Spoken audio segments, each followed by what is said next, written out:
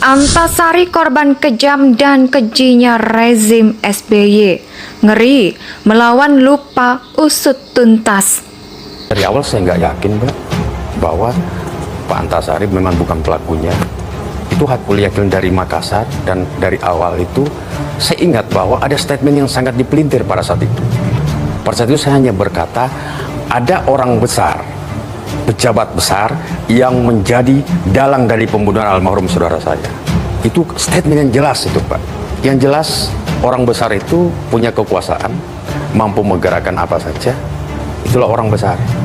Kalau Pak Antasari, ketua KPK, nggak punya kemampuan apa-apa deh.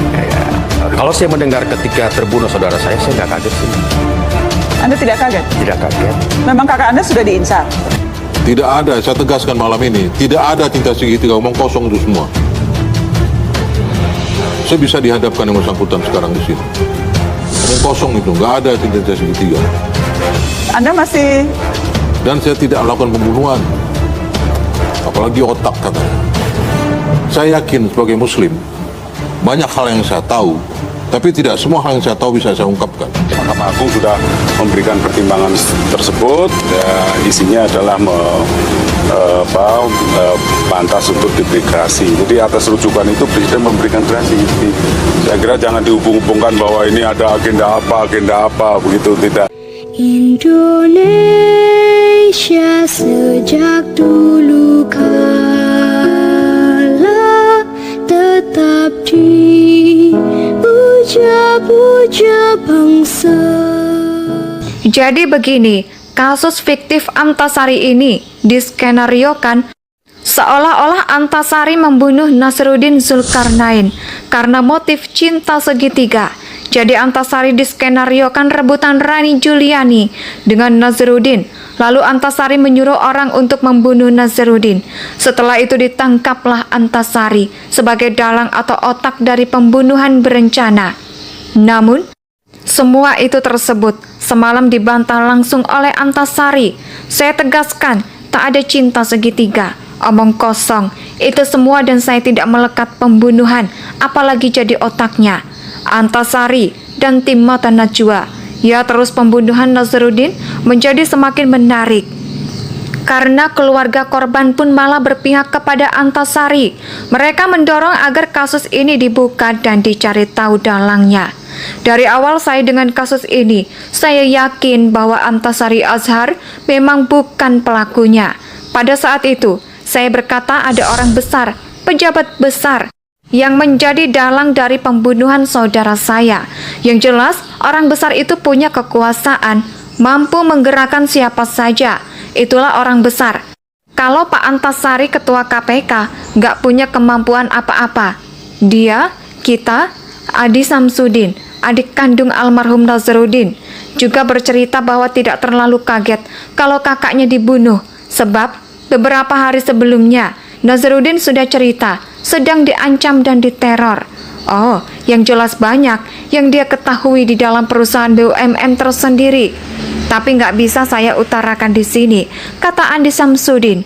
Dia melihat Andi Samsudin, korban atau adik Nasruddin, berubah haluan memihak pada Antasari. Dia menginginkan pembunuh aslinya ditangkap. Maka pengacara keluarga Nasruddin juga berbalik melihat Antasari, yang ketika itu tidak percaya dan ingin bersama Antasari saling mengungkap siapa pembunuhnya. Saya otomatis ikut, dosa apapun saya tanggung. Saya kurang teliti waktu itu. Harusnya saya melihat SMS dulu dari buka HP-nya. Saya cuma dijanjikan saja dan kemudian dikatakan, Fani sudah melihat ternyata. Belum jadi diadu domba saja, kata Boyamin Saiman, pengacara Nasruddin kala itu, yaitu settingannya cukup piawai. Namun settingan apapun sudah saatnya akan terbongkar, kata Andi Samsudin. SMS yang dimaksud adalah SMS ancaman yang diberikan Antasari Azhar kepada Nasruddin Zulkarnain. Namun sebenarnya SMS tersebut pun hanya rekayasa saja. Lalu apa dosen Nasruddin sebelum meninggal? Nasruddin ternyata pernah melaporkan pada KPK terkait adanya kasus korupsi di tempatnya bekerja, PT Raja Wali Nusantara Indonesia. Nazarudin merupakan salah satu saksi kunci yang sudah mendapatkan. Mantan Dirut PT RMI Rama Prihandana tetap mantan Direktur Keuangan sebagai tersangka korupsi itu terjadi antara tahun 2004 sampai tahun 2017. Nazarudin sempat menjabat sebagai staf ahli dari PT RMI. Ia disebut-sebut paling banyak tahu dugaan korupsi impor gula pasir putih yang dilakukan atas kerjasama PT RMI dengan Blok Kidung. Faktor Nazarudin melaporkan kepada KPK dan menjadi kunci. Inilah yang kemudian menjadi alasan paling masuk akal mengapa Nazarudin harus dilenyapkan, karena berpotensi membongkar mega korupsi Bulog dan BUMN. Lalu apa dosa Antasari sebelum terkena kasus pembunuhan Nazarudin? Antasari telah memenjarakan banyak koruptor, namun yang paling tidak bisa diampuni adalah besan SBY, Aulia Pohan, yang ikut dipenjarakan atas kasus kerusuhan cairan dana yayasan sebesar 100 miliar rupiah. Aulia Pohan hanyalah salah satu dari beberapa orang yang juga diciduk KPK. Antasari, SBY dikabarkan marah besar karena besannya sendiri terkena kasus korupsi dan dipenjara, apalagi saat itu menjelang pemilu 2009. Namun SBY memang cerdas. Dalam kondisi tertekan seperti itu, SBY malah memanfaatkan ditangkapnya Aulia Pohan untuk menunjang citra baiknya. Demokrat itu kan anti korupsi, SBY nggak pandang bulu, bahkan besoknya pun dipenjara. Ya, begitulah opini publik yang terbentuk saat itu dan berhasil meyakinkan banyak orang untuk memilih SBY. Skenario dua pulau terlampaui. Kenyataan Adin Syamsuddin yang menyebut orang besar sebagai dalang pembunuhan Nazarudin adalah sebuah pernyataan yang sangat gampang dipahami.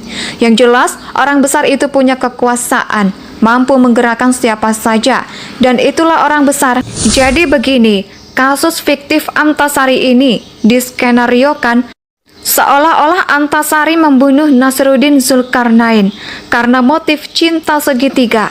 Jadi Antasari diskenariokan rebutan Rani Juliani dengan Nazarudin. Lalu Antasari menyuruh orang untuk membunuh Nazarudin. Setelah itu ditangkaplah Antasari sebagai dalang atau otak dari pembunuhan berencana. Namun, semua itu tersebut semalam dibantah langsung oleh Antasari. Saya tegaskan, tak ada cinta segitiga. Omong kosong, itu semua dan saya tidak melekat pembunuhan, apalagi jadi otaknya. Antasari dan tim Mata Najwa. Ya, terus pembunuhan Nazarudin menjadi semakin menarik karena keluarga korban pun malah berpihak kepada Antasari. Mereka mendorong agar kasus ini dibuka dan dicari tahu dalangnya.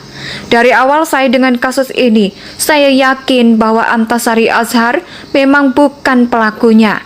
Pada saat itu, saya berkata ada orang besar, pejabat besar, yang menjadi dalang dari pembunuhan saudara saya.